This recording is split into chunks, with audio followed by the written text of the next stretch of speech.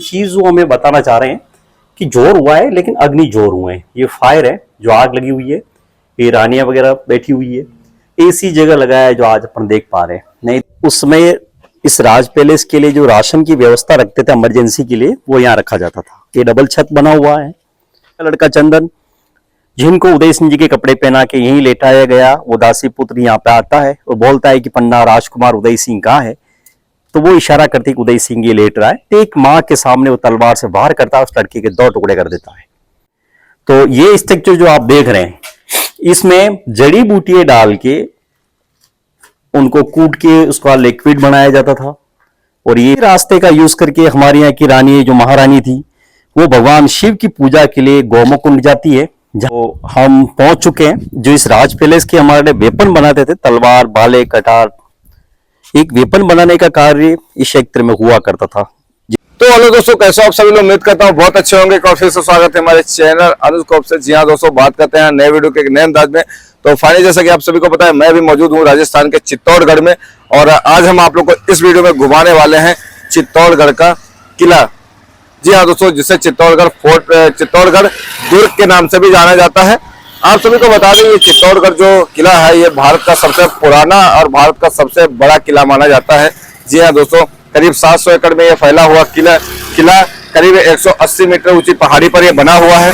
और आज हम इसी को घुमाने वाले हैं, जिसमें आप लोगों को यहाँ पर राणा कुंभा महल देखने को मिल जाएगा, जिसमें आपको यहाँ पे जो है स्तंभ देखने को मिल जाएगा, आपको जौहर कुंड देखने को मिल जाएगा। और यहाँ पे कई सारे कुंड हैं, वो भी आप लोगों को इस वीडियो में देखने को मिलेंगे। जितना भी हो सकता है इस वीडियो में कवर करेंगे, वरना आगे आने वाले आपको पार्ट्स में देखने को मिलेंगे। कि सबसे पहले भक्ति, शक्ति, त्याग की मातृभूमि मेवाड़ चित्तौड़गढ़ पे मैं आपका स्वागत करता हूँ, वेलकम करता हूँ। पधारो हमारा देश। मैं हूँ विजय सिंह चुंडावत, चित्तौड़ से। जो आप चित्तौड़गढ़ फोर्ट को विजिट करने के लिए आए हैं, ये एशिया का एक सबसे बड़ा लिविंग फोर्ट है। राजस्थान के अंदर हमारे 3 लिविंग फोर्ट है, जैसलमेर, कुंभलगढ़ और चित्तौड़गढ़। अगर सिक्योरिटी वॉल की बात करें हम, तो कुंभलगढ़ का भी सबसे बड़ा है, लेकिन हिस्ट्री और मोनुमेंट के अंदर मेवाड़ का किला है चित्तौड़गढ़ सबसे बड़ा है। लेकिन ये चित्तौड़गढ़ फोर्ट जो आप विजिट करने गए आए, एक ऐसा किला है जिसके 7 डोर है। जो आप नीचे से चढ़ के आए, 6 गेट चढ़े हैं, 1 बाकी है, वो मैं करवाऊंगा। लेकिन ये 7 गेट क्या इस किले का बैक साइड है, फ्रंट नहीं है। ये 14 सेंचुरी के गेट है जो महाराणा कुंभा ने बनवाए थे। लेकिन जिस पहाड़ के ऊपर किला बसा हुआ है, इस पहाड़ का नाम है चित्रकूट। चित्तौड़ का नाम 3 बार डिवाइड हुआ, चित्रकूट, खिजराबाद, और खिजराबाद से होता है चित्तौड़गढ़। यहाँ पे 56 राजाओं ने अपने अपने हिसाब से शासन चलाए हैं। 27 फाइट हुई है, 3 जौहर हुए हैं, 2 डायनेस्टिक, 2 कैपिटल और 3 नेम। लेकिन अभी ये चित्तौड़गढ़ फोर्ट जो हम विजिट कर रहे हैं, जिस पहाड़ पे बना हुआ, इस पहाड़ की जो लेंथ है 13 किलोमीटर इसकी लॉन्ग है और 3 किलोमीटर इसकी चौड़ाई। पूरे फोर्ट के अंदर 113 मंदिर पहले हुआ करते थे, लेकिन समय के साथ गिरते गिरते 20 से 21 मंदिर प्रेजेंट है, बाकी अवशेष हो गए। 84 पानी के कुंड है जो प्रेजेंट टाइम में अभी भी बने हुए हैं। लेकिन इस किले को आप अभी प्रेजेंट टाइम में बाई एयर, ड्रोन या हेलीकॉप्टर से शूट करके देखते हैं, तो पूरा फोर्ट आपको एक फिश के आकार में फोर्ट देखने को मिलता है। लेकिन ये फोर्ट अभी अपना 3 भाग में डिवाइड किया गया। फर्स्ट हमारा मोनुमेंट एरिया, दूसरा फॉरेस्ट एरिया, तीसरा रेजिडेंसी एरिया, जिसमें 4 से 5 हजार लोग इस किले के अंदर आज भी रहते हैं। लेकिन इस किले की एक ही वीक पॉइंट रही हमेशा कि इस किले के ऊपर किसी प्रकार की कोई फसल नहीं होती, नहीं फार्मिंग नहीं होना, ये इसका सबसे बड़ा वीक पॉइंट है। तो इस किले की जो नींव रखी जाती है 5th सेंचुरी से लेकर 7th सेंचुरी तक यहाँ पे मौर्य डायनेस्टी रही है। लेकिन राजस्थान और मेवाड़ के अंदर जो सन डायनेस्टी से जो बिलोंग करते हैं, जो किंग यानी सूर्यवंशी जो राजपूत, जिनका प्रवेश होता है 713 गुजरात, राजा महेंद्र का लड़का, बचपन का नाम कालभोज, आगे जाके होता बप्पा रावल। तो वह 8th सेंचुरी में मानमल मौर्य को डिफीट करते हैं, यहाँ पे मौर्य वंश की डायनेस्टी को खत्म करके यहाँ पे सन डायनेस्टी की स्थापना करते हैं। लेकिन अभी हम जिस पैलेस को विजिट करेंगे, इस पैलेस को प्रेजेंट टाइम में बोला जाता है कुंभा पैलेस। लेकिन ये महाराणा कुंभा ने इसको बनाया नहीं, सिर्फ इसका रिनोवेशन किया उन्होंने। ये 8th सेंचुरी का वही पैलेस है जहां से बप्पा रावल ने अपना जो सन एम्पायर जो खड़ा किया है। इस पैलेस को हम विजिट करेंगे। लेकिन अब हम जिस रास्ते से जाएंगे, अपने जाने का रास्ता नहीं, ये 7 हॉर्सेस जाने का रास्ता था। लेकिन हॉर्स को राज पैलेस के अंदर क्यों ले जाते थे, उसको दस्तबल में होना चाहिए, तो वो मैं आपको अंदर चल के क्लियर करवाऊंगा। आइए।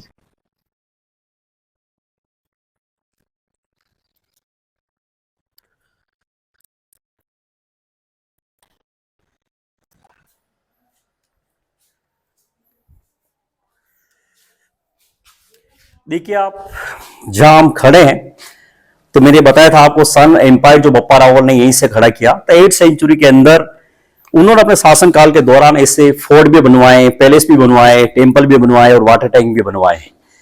और साथ ही साथ हमारा जो मेवाड़ का बॉर्डर है इसको विस्तार दिया। तो हिंदुस्तान तो उन्होंने जीता, लेकिन 8th सेंचुरी के अंदर जो मेवाड़ की सीमा थी, काबुल, कंधार, अफगानिस्तान, जो पाकिस्तान में रावलपिंडी है, वो मेवाड़ की लास्ट चौकी हुआ करता था। करीब 100 वॉर लड़े वो, जिसमें से 42 अरबियों के खिलाफ लड़े। जब भी अरब पे अटैक करते, वहां के लोग उनके सामने सरेंडर होते, लेकिन फिर वो लोग चाहते थे कि ऐसा पावरफुल दामाद हमारे को भी मिले, तो वो बप्पा रावल से अपनी राजकुमारी से शादी करवाते। लेकिन बप्पा रावल किसी भी अरबी राजकुमारी को लेकर हिंदुस्तान की धरती पे कभी नहीं आए। जहां जीते हैं, जहां हमने मैरिज की है, वो सब कुछ फादर इन लोग को वापस रिपीट लौटा दिया। लेकिन एक काम उन्होंने जरूर किया था कि वहां पे उन्होंने उनका जो फ्लैग होता है उसको निकाल के मेवाड़ी फ्लैग उन्होंने वहां पे लगवाया था। बताते हैं उनकी 9 फीट उनकी हाइट थी, 32 हाथ के वो धोती पहनते तो 16 हाथ का शाही दुपट्टा धारण करते थे। और इतने बड़े वॉरियर थे कि बोलते कि जब भी दुश्मन के लिए वो युद्ध भूमि के अंदर निकलते, दुश्मन उनको देखकर ही भाग खड़े होते थे। लेकिन उनकी सेना के अंदर एनी टाइम 12,72,000 सैनिक अवेलेबल रहते थे। फर्स्ट विदेशी आक्रांता मोहम्मद बिन कासिम, जो लाहौर के पास में एक टेंपल को डिस्ट्रॉयड करता है, जब बप्पा रावल को पता चलता है तो मेवाड़ से मात्र 20,000 राजपूती सोल्जर लेके वो अरब पर अटैक करते हैं। तो एक ही दिन के अंदर उसके 1 लाख सैनिकों को जान से मार देते हैं। बोलते हैं कि बप्पा रावल के बाद में करीब 200 साल तक किसी भी विदेशी ताकत की हिंदुस्तान की तरफ आंख उठाने की जरूरत नहीं की। लेकिन मैंने जैसा आपको बताया था कि 56 राजाओं में से 2 राजा ऐसे हुए जिनका गोल्डन टाइम पीरियड रहा। एक तो 8th सेंचुरी बप्पा रावल, दूसरे आते हैं महाराणा कुंभा, जिनका शासनकाल चलता है 1433 से लेकर 1468 तक। करीब 56 वॉर लड़े, वो एक भी नहीं हारे। लेकिन मेवाड़ के अंदर आप जितना रिकंस्ट्रक्शन, रिनोवेशन का कार्य देखोगे तो महाराणा कुंभा के शासनकाल का देखने को मिलेगा अपने को। बोलते हैं कि महाराणा कुंभा को मेवाड़ के शिल्पी कहा जाता है। लेकिन इस किले के ऊपर 3 अटैक ऐसे हुए जो मेवाड़ को काफी नुकसान हुआ। फर्स्ट अटैक 1303 के अंदर जब अलाउद्दीन खिलजी इस किले पर अटैक किया, मेवाड़ उस फाइट को हारा। लेकिन जब खिलजी को कुछ मिला नहीं तो उसने 6 महीने तक इस किले को तोड़ने का काम किया। फिर स्वयं का लड़का खिजर खान, जिसको मेवाड़ का शासक बनाया, तो खिजर खान ने मेवाड़ के राज सिंहासन पर बैठते सबसे पहले नेम चेंज कर दिया। चित्रकूट से इसको क्या बना दिया? खिजराबाद। लेकिन उसके कुछ समय बाद जालौर से एक राजपूत आते मालदेव सिंह चौहान, वो इस किले पर अटैक करते हैं। खिजर खान आउट होता है तो वापिस खिजराबाद से बनता है चित्तौड़गढ़, और मालदेव सिंह चौहान को आउट करते हैं हमीर सिंह सिसोदिया। लेकिन हमीर सिंह के बाद जैत्र सिंह, जैत्र से लख सिंह या लाखा, लाखा से महाराणा मोकल, मोकल से महाराणा कुंभा, कुंभा से रायमल, रायमल से राणा सांगा, राणा सांगा से उदय सिंह, उदय सिंह से प्रताप, प्रताप से अमर सिंह। लेकिन जैसे ही यहाँ पे महाराणा कुंभा का शासनकाल आता है तो सबसे पहले 7 गेट बनाते हैं। फिर इस पैलेस का रिनोवेशन करते हैं, इसको एक नया नाम देते हैं कुंभा पैलेस। लेकिन मैंने आपको बताया था जहां से हम लोग इस पैलेस में प्रवेश किया था वो अपने आने का रास्ता नहीं है, ये हॉर्सेस चढ़ने का रास्ता। 7 हॉर्स यहाँ पे लाए जाते थे, उन 7 हॉर्स को यहाँ पे बांधा जाता। लेकिन इस 7 हॉर्स किसी युद्ध के लिए या किसी प्रकार की सवारी करने के लिए नहीं होते। क्यों? 7 गेट 7 हॉर्स होता क्या है कि हम लोग जो मेवाड़ के जो हमारे राजपूत राजा है या राजपूत हैं, वो सारे के सारे सन डायनेस्टिक से बिलोंग करते हैं। भगवान सूर्य हमारे आराध्य देव में, जब तक सूर्य की पूजा नहीं करेंगे तो राजा पानी नहीं पीता।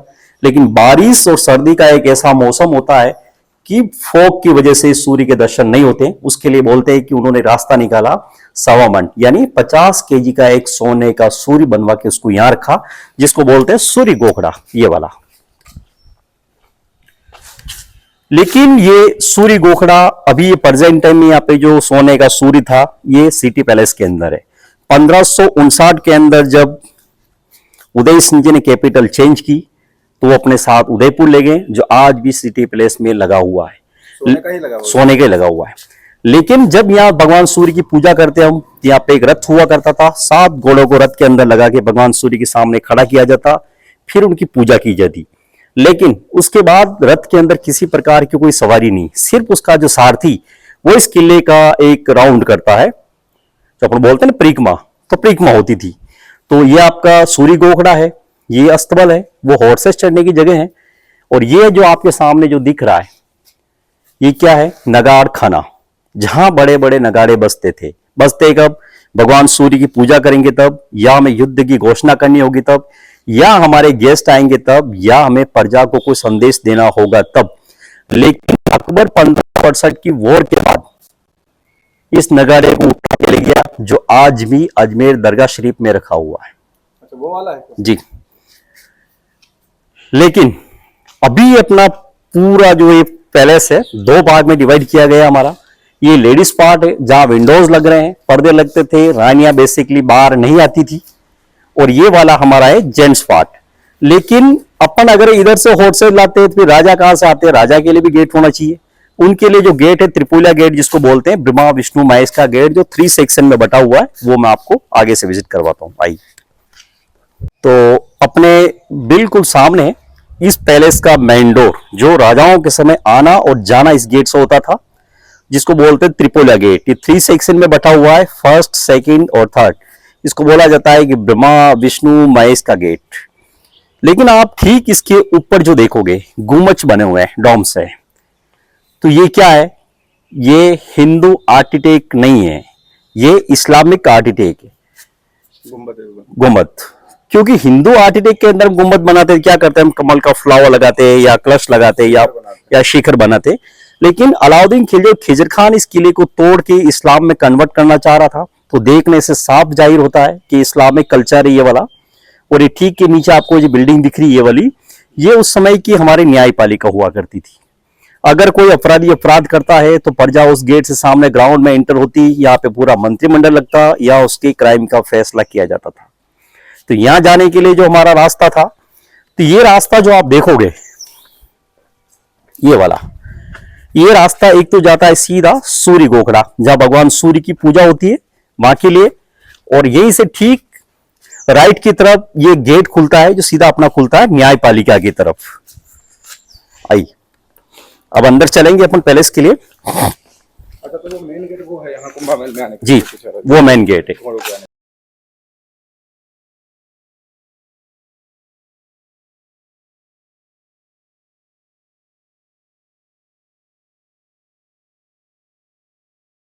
ये एक सुरंग बनी हुई है, करीब 2 किलोमीटर के आसपास की होगी।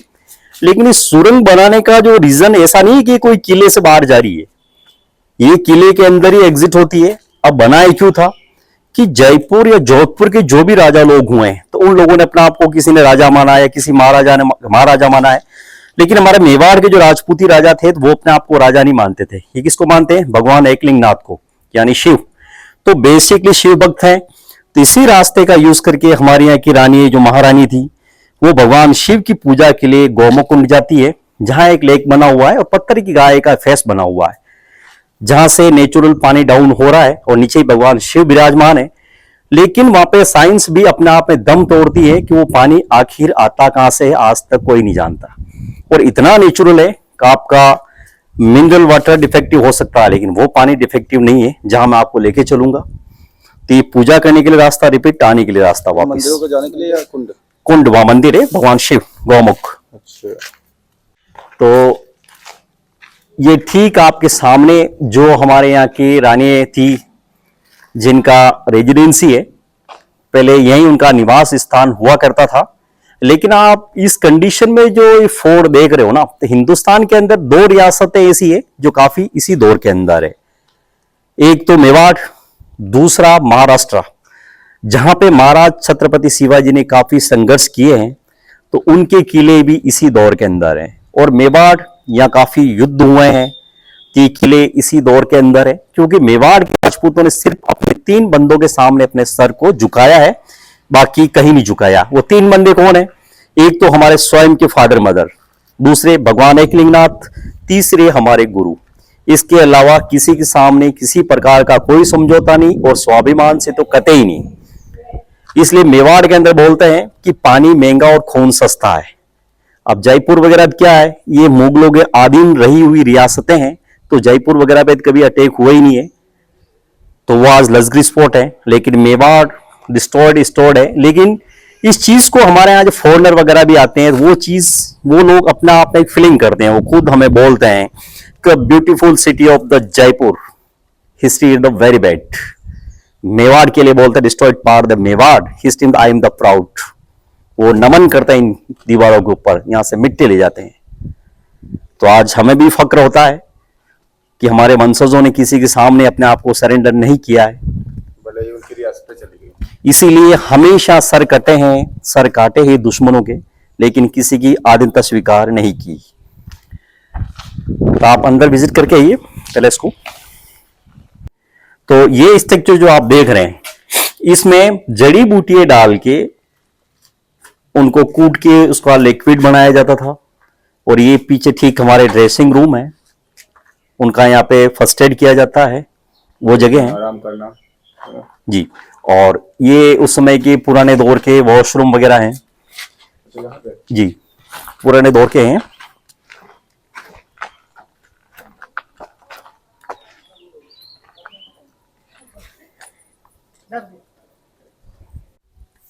ये जो जगह दिख रही है आपको, ये राजाओं के समय जो बड़े बड़े धार्मिक जो अनुष्ठान करते हैं, हम यज्ञ वगैरह करते हैं, तो वो चीज यहाँ पे हुआ करती थी, जहाँ पे बड़े पवित्र यज्ञ हुआ करते थे राजाओं के लिए। यज्ञ स्थान है ये यज्ञ स्थान है। तो अब यहाँ से हम चलेंगे, जो इस राज पैलेस के लिए और मेवाड़ के लिए जो हमारे वेपन बनाते हैं, एक कम्युनिटी बोली जाती है राजस्थान के अंदर, गाडुलिया लोहार। मतलब गाडुलिया में किसने बोल रहा हूँ कि एक लकड़ी की बैलगाड़ी होती है, बैलगाड़ी आपने देखी होगी। एक कम्युनिटी है जो वेपन बनाती है, तलवार, भाले, कटार, वो चीज।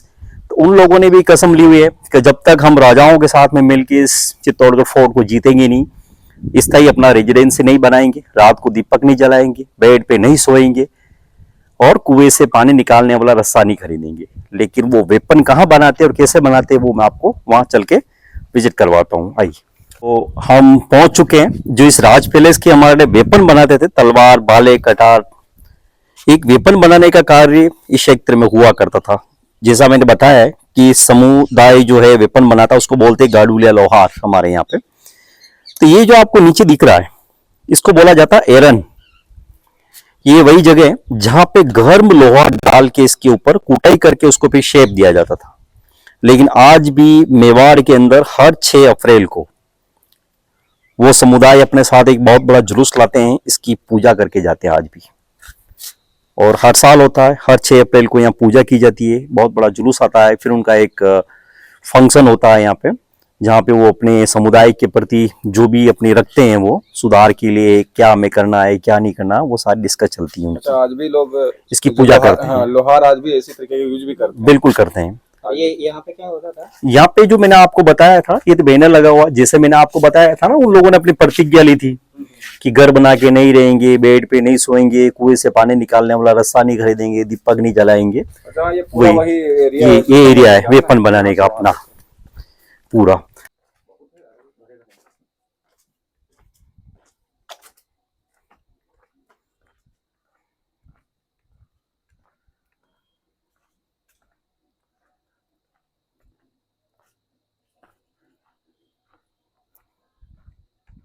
तो ये हम पहुंच चुके हैं मीरा महल, जहां पे मीरा जी का निवास स्थान हुआ करता था। वो मेड़ता से थी और मेवाड़ उनका ससुराल है।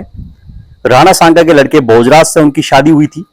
लेकिन वो मेड़ता से जब मेवाड़ शादी करके लौटी, तो अपने लिए जो पैलेस उनको लिए बनवाया था, ये पैलेस से जहां हम खड़े हैं, लेकिन उनके पति भोजराज हमेशा जब तक जिंदा थे, तो उस समय किसी बात की कोई प्रॉब्लम नहीं, या हमेशा भगवान कृष्ण की पूजा होती थी, भगवान कृष्ण के भजन होते थे, कोई दिक्कत नहीं।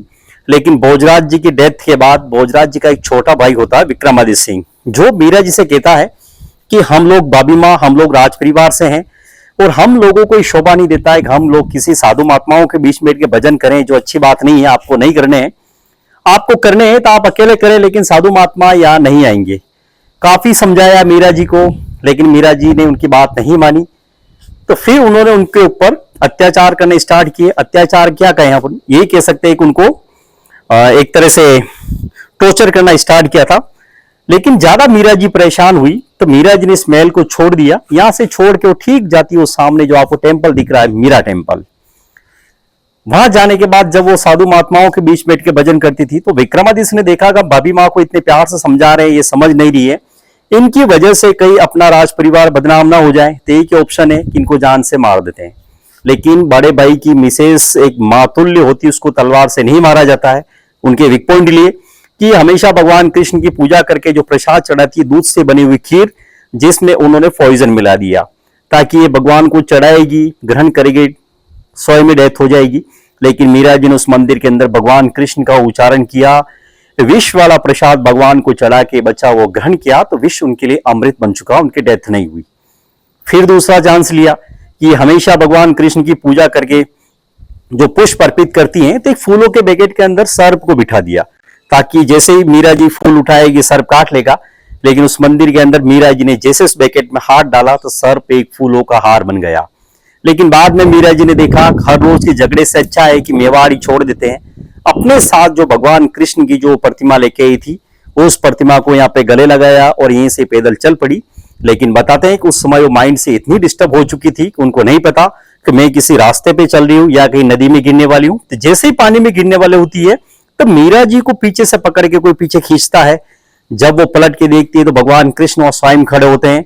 तो वो उनको बताते हैं कि आप मेरे को मेवाड़ की जगह द्वारका में जाके ढूंढो, आप बेट द्वारका गुजरात। तो वो अपना एक राउंड करती है, यहाँ से सीधा अपना माइक आ जाती मेरता, मेरता से गोकुल, मथुरा, वृंदावन होते हुए 1547 में द्वारका पहुंचती है। तो वहां पे एक मंदिर है रणछोड़ मंदिर, उस मंदिर में सिर्फ मीरा जी को प्रवेश करते हुए देखा गया था, एग्जिट करते हुए उनको किसी ने देखा नहीं है। बताते हैं कि उस मंदिर के अंदर उन्होंने भगवान कृष्ण की प्रतिमा के सामने अपने दुख रखे, दुखों के कारण प्रतिमा दो भाग में डिवाइड हुई और मीरा जी उसमें प्रवेश कर गई। एक राणा सांगा की डेथ के बाद उनके जो बड़े लड़के थे रतन सिंह, जो 1528 में राज सिंहासन पर बैठे हैं, 31 में उनकी डेथ हुई। उसके साथ ही साथ भोजराज जी की डेथ हुई। विक्रमादित्य सिंह को उसी बनवीर ने मार डाला। राजमाता कर्णावती जी ने 1535 में जौहर कर लिया।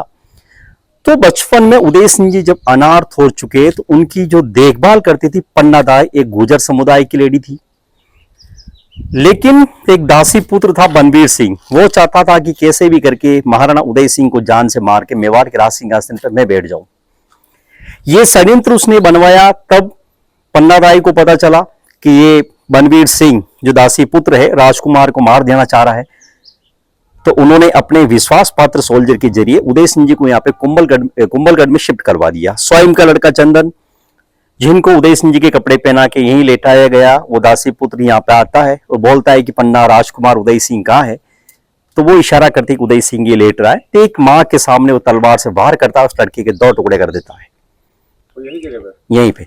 लेकिन उसको पता ना चले इसलिए मुंह से चीख नहीं निकलती है, नहीं आंखों से आंसू बहने देते वो। लेकिन समय के साथ जब उदय सिंह जी बड़े होते हैं तो पन्ना दाई उनको कुंभलगढ़ के अंदर समझाती है कि आपकी जान बचाने के लिए मैंने अपने लड़के का बलिदान दे दिया। ये सच है कि पन्ना दाई अगर अपने लड़के का बलिदान नहीं देती तो उदय सिंह नहीं होते, तो महाराणा प्रताप भी नहीं होते। तो उन्होंने कहा कि आपका धर्म क्या है? सबसे पहले मेरे लड़के का प्रतिशोध लिया जाए। दूसरा, चित्तौड़ के अंदर जो राजा बन के बैठा है वो किसी प्रकार का राजा नहीं है, वो एक दासी पुत्र है। और आपके बड़े ब्रदर का भी हत्यारा है।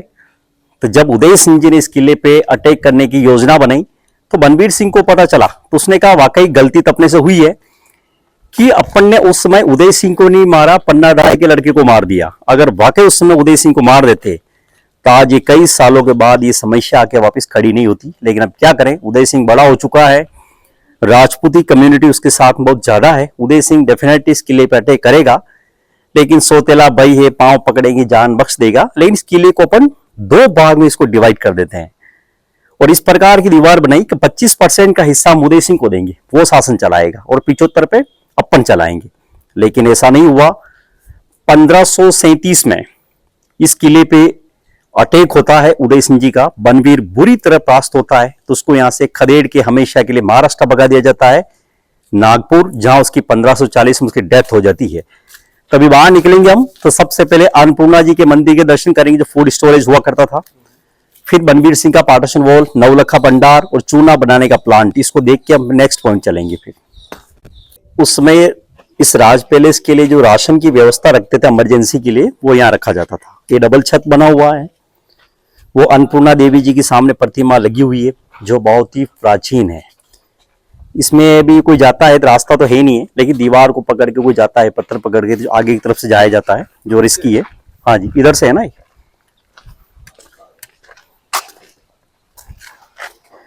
यहाँ से जाना होता है। यहाँ से डाउन होते हैं, फिर यहाँ डाउन करते करते वो सामने किले लगे हुए हैं, वहां पार टापू जाते हैं।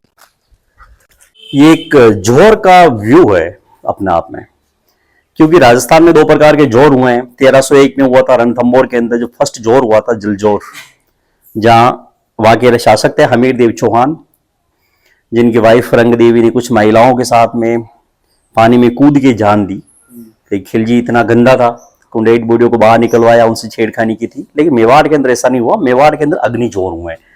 जब महाराणा कुंभा इस पैलेस का रिनोवेशन करते हैं तो ये चीज वो हमें बताना चाह रहे हैं कि जोर हुआ है, लेकिन अग्नि जोर हुए हैं। ये फायर है, जो आग लगी हुई है, ये रानियां वगैरह बैठी हुई है, ऐसी जगह लगाया है जो आज अपन देख पा रहे हैं। नहीं तो पॉलिटिशियन इधर से उधर करते या कई अधिकारियों के घर की शोभा बढ़ा रहा होता।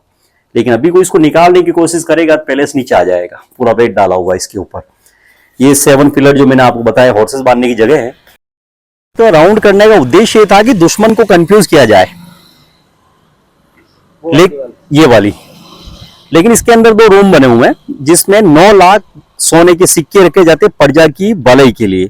इसका यूज कब करना है? अकारण किससे फाइट होगी तब, कोविड जैसी महामारी आएगी तब, या अकाल होगा तब इस पैसे का यूज करेंगे हम। इसको बोलते हैं 9 लाख का भंडार। और ये बनवीर सिंह की पार्टीशन दीवार है जो मैंने आपको बताई है। ये उदय सिंह को जिसने बचाने के लिए अब अपने पन्नादाई लड़के का बलिदान दिया, तो बनवीर सिंह था दासी पुत्र। तो जब उदय सिंह जी ने अटैक किया, लेकिन उसकी मेंटली थी कि उदय सिंह आएगा तो हम पांव पकड़ेंगे, जान बख्श देगा। लेकिन किले को बंटवारा कर दिया उसने। 25% उदय सिंह को देंगे हम, 25% इधर है। हाँ, और 75 गांव की तरफ है। तो उसकी दीवार है। और ये से जानते हैं आप क्या है? फाउंटेन। ये फाउंटेन नहीं है। एक्चुअली क्या है, अभी सीमेंट के प्लांट है। पहले सीमेंट नहीं होती, पहले होता चूना। लेकिन चूने की स्टेमिना बढ़ाने के लिए क्या करते हैं अपन, गुड़, शहद, उड़द की दाल और चूने को सड़ा के इस रिंग में डाला जाता था। फिर इस पत्थर को इस रिंग में डाला जाता और फिर लकड़ी फंसा के एक तरफ बफेलो या बेल से बांध देते थे, तो कोलू की तरह फिर वो राउंड करता, जिससे लिक्विड निकलता, उसे स्ट्रक्चर। सीमेंट में होते तो 100 साल में गिर जाते हैं, चूने में है तो हजारों साल से खड़े हैं, तोड़ने भी टूटे वरना आज भी भव्य खड़े होते। इसको यानी कि ये जो है घर बनाने के लिए जो मसाला यूज होता है, हाँ, उसके लिए इसको बोला जाता है गरट, बोला जाता है इसको। राजस्थान लैंग्वेज में कहते हैं गरट।